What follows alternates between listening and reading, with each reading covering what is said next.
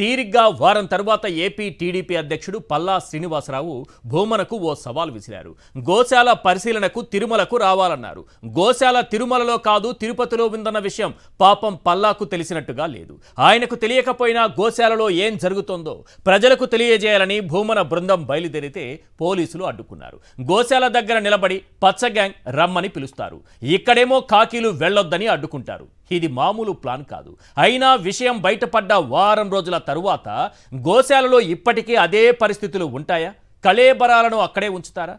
చెవులు తెగ నరికిన గోవును మనకు చూపిస్తారా? డొక్కలిండి ప్రాణాలు వదిలిన లేగదూడల మృతదేహాలు మన కంటికి కనిపిస్తాయా? రికార్డుల్లో అసలు నిజాలు చెక్కు చెదరకుండా ఇంకా అలానే ఉంటాయా?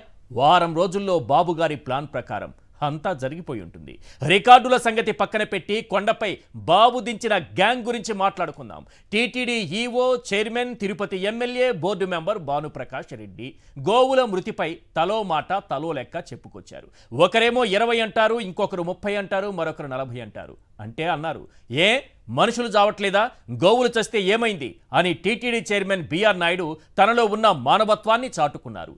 గతంలో కూడా సారీ చెబితే తొక్కిసలాటలో మరణించిన వారు బతికొస్తారా అని ప్రశ్నించిన గొప్ప సహృదయులు. ఇలాంటి గ్యాంగును కొండపై వదిలిపెట్టారు చంద్రబాబు. సమాజానికి మేలు చేయడం ఆవు లక్షణం, అలాంటి ఆవుకు కీడు చేయడం అవలక్షణం. పాలిచ్చే ఆవుకు కీడు తలపెట్టిన వారికి పాలించే అర్హత ఉందా? ఓవైపు హైందవ సంస్కృతిపై, సనాతన ధర్మంపై దాడి చేస్తూ మరోవైపు దానిని జగన్ పైకి నెట్టేయాలని బాబు చేస్తున్న కుట్రలు అన్నీ ఇన్ని కావు. వాటన్నింటికంటే ముందు గోశాలలో వినిపిస్తున్న మరణ మృదంగంపై కొండను కబ్జా చేసిన ఎల్లో గ్యాంగ్ ఒట్టేసి నిజం చెప్పాలి.